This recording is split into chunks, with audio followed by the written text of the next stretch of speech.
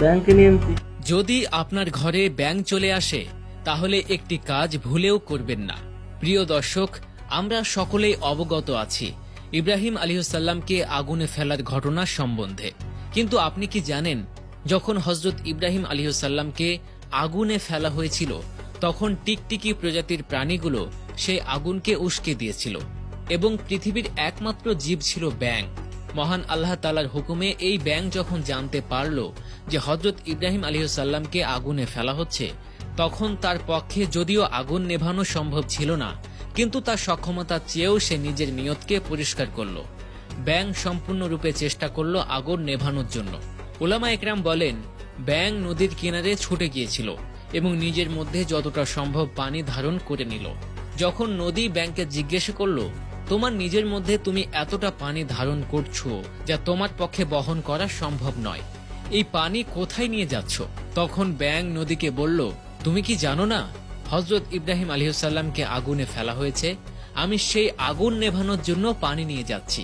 প্রিয় দর্শক, আমরা জানি ব্যাঙের পক্ষে আগুন নেভানো সম্ভব নয়, কিন্তু তার নিয়তের পরিশুদ্ধতার কারণেই ব্যাঙ পৃথিবীতে এমন একটি প্রাণী হয়ে আছে যা সব সময় মানুষের বন্ধু।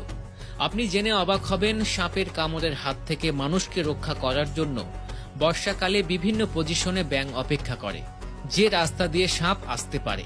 অতঃপর সাপ যখনই মানুষের লোকালয়ে বা মানুষের ঘরে প্রবেশ করতে নেয়, তখন সাপের সামনে গিয়ে দাঁড়ায় যাতে ব্যাঙকে খেয়ে সাপ চলে যায়, কোনোভাবে মানুষের ক্ষতি না করে।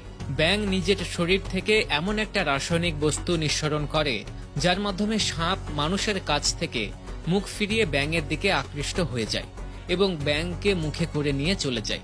আপনি অবাক হবেন ব্যাঙ কতটা গুরুত্বপূর্ণ মানুষের জন্য। শুধু তাই নয়, মানুষের ফসলি জমিতে পানির অভাব হলে ব্যাঙ অনবরত আল্লাহকে স্মরণ করতে থাকে এবং মহান আল্লাহর হুকুমে বৃষ্টি আসার মাধ্যমে ফসলি জমি আবার পানিতে ভরপুর হয়ে যায়। প্রিয় দর্শক, মানুষের নিয়ত হচ্ছে সবচেয়ে গুরুত্বপূর্ণ। মহান রব্বুল আলামিন মানুষের নিয়ত দেখতে চান।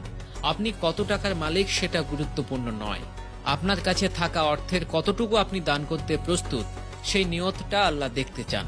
যত সংকটেই থাকুন, আপনি দিল থেকে একবার আল্লাহ জিকির করলে আপনি অনেক বেশি সওয়াবের অধিকারী হবেন।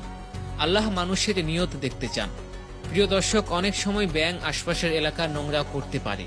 অনেকে ঘৃণা করে আবার লাথি মেরে ফেলে দেয়, অনেকে পায়ের নিচে পিষেও ফেলে। যদিও আমাদের এমনটি করা উচিত হবে না, কেননা ব্যাঙ আল্লাহর জিকির করে, আর যে জিকির থেকে বৃষ্টি বর্ষণ হয়। তাই আপনি ঘর থেকে তাকে বের করে দিন, কিন্তু কখনোই তাকে হত্যা করতে যাবেন না, নির্যাতন করবেন না।